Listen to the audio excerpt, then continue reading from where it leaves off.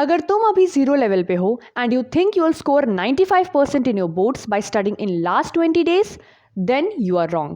This is not class 10th, this is class 12th and I'm majorly talking about PCM and PCB. अगर तुमने starting से अभी तक कुछ भी नहीं पढ़ा है तो ये मत सोचना कि बोर्ड्स में 95% आ जाएंगे लास्ट 20 डेज़ में पढ़ के। जो स्टूडेंट्स क्लास 12th की स्टार्टिंग से पढ़ रहे हैं या जिन्होंने अक्टूबर या नवंबर से पढ़ना शुरू किया है वो कब से मेहनत कर रहे हैं, क्योंकि क्लास 12th क्लास 10th जैसा नहीं है कि एक महीने पहले पढ़ के 90% ले आते हैं। नहीं, क्लास 12th का सिलेबस तो हार्ड होता है ना क्लास 10th से, तो इसलिए जो एक महीने पहले पढ़ना शुरू कर रहे हैं वो ये नहीं सोच सकते हैं कि वो लोग 95% ले आएंगे लास्ट 20 डेज़ पढ़ के।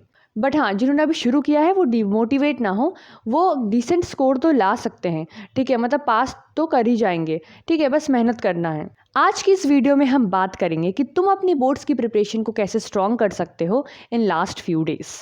बोर्ड एग्जाम शुरू होने में 20 to 25 डेज बचा है एंड तुम लोग को डर लग रहा होगा, पढ़ते हो लेकिन याद नहीं रहता। देखो, पढ़ना तो पड़ेगा लेकिन जो पढ़ा है वो याद रहे एग्जाम के दिन तक, इसके लिए तुम एक्टिव रिकॉल कर सकते हो।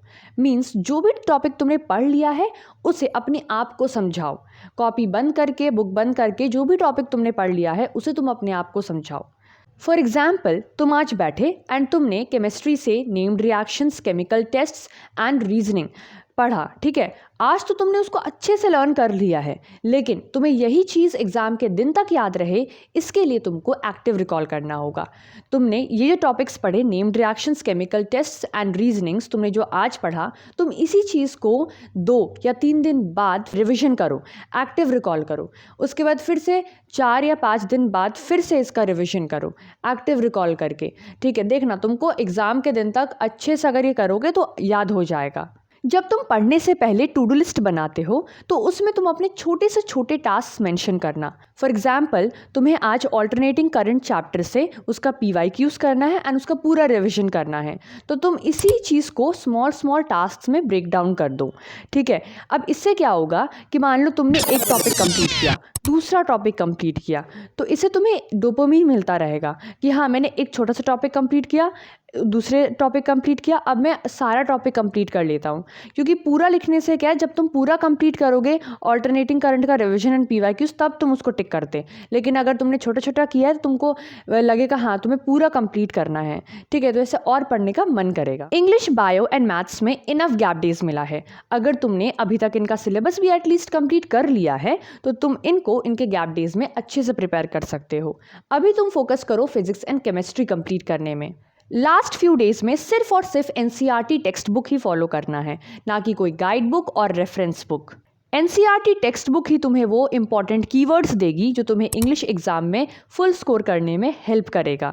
इनफैक्ट बायोलॉजी एग्जाम में NCERT के ही डायग्राम्स आंसर शीट में बनाना होता है फुल स्कोर करने के लिए। So neglecting NCERT can affect your marks. In last few days, you have to focus on practicing answer writing.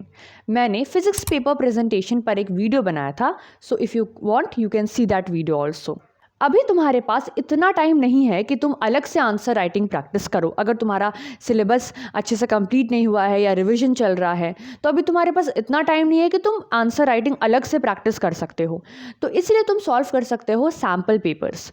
Sample paper से तुम्हारा रिवीजन भी हो जाएगा एंड तुम्हारा आंसर राइटिंग भी हो जाएगा। फिजिक्स एंड केमिस्ट्री के न्यूमेरिकल प्रैक्टिस करने वक्त जो छोटे से छोटे कैलकुलेशंस होते हैं एंड या तो बड़े से बड़े कैलकुलेशंस होते हैं, तुम उनको कैलकुलेटर से सॉल्व मत करना, वरना तुमको एग्जाम के दिन प्रॉब्लम होगी, ठीक है। तुम उसको अभी से ही अपने से ही सॉल्व करने के लिए कोशिश कर। अगर तुम्हें अभी इस लास्ट मोमेंट में क्वेश्चन प्रैक्टिस करना है तो तुम वो PYQ से कर सकते हो, ठीक है। कोई भी रेफरेंस बुक, गाइड बुक लेने की अभी ज़रूरत नहीं है। अभी लास्ट मोमेंट में तुम अगर क्वेश्चन प्रैक्टिस करना चाहते हो तो तुम PYQ से करो, वो ज़्यादा बेहतर रहेगा। अगर तुम्हारा रूम क्लीन नहीं है तो पढ़ने बैठने से पहले क्लीन करके पढ़ने बैठना।